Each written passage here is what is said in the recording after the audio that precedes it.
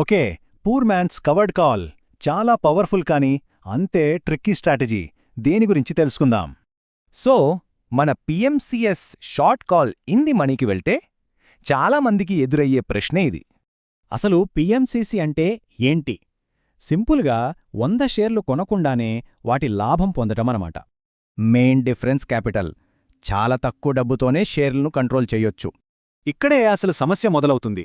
మన short call in the మనీలో expire అయితే చాలామంది చేసే పెద్ద తప్పు ఏంటంటే బ్రోకరేజ్ చూసుకుంటుందిలే అని వదిలేయటం. అస్సలు చెయ్యొద్దు. ఎందుకంటే బ్రోకరేజ్ మన లాంగ్ కాల్ని ఎక్సర్సైజ్ చేసేస్తుంది.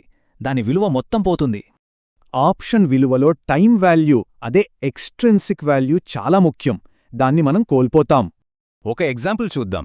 అప్పుడు ఈ నష్టం ఎంత పెద్దదో అర్థమవుతుంది.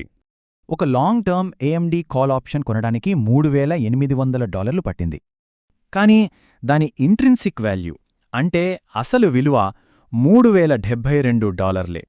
అంటే ఎక్సర్సైజ్ చేస్తే $740 ఎక్స్ట్రిన్సిక్ వాల్యూ మాయమైపోతుంది.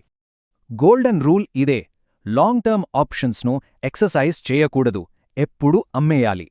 మరి సరైన పద్ధతి ఏంటి? చాలా సింపుల్, 2 స్టెప్స్. అయితే ఎక్స్పైరేషన్కి ముందే ఇంకో పెద్ద రిస్క్ ఉంది, గమనించారా? అదేంటంటే స్టాక్ ప్రైస్ పైకి వెళ్తున్నా సరే మన పొజిషన్ డబ్బులు కోల్పోవచ్చు.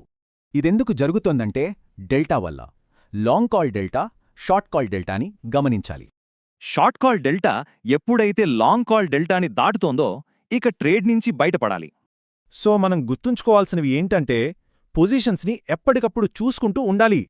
అసలు ప్రశ్న ఇదే, తక్కువ క్యాపిటల్ కోసం ఇంత యాక్టివ్ మేనేజ్మెంట్ చేయడం వర్తేనా?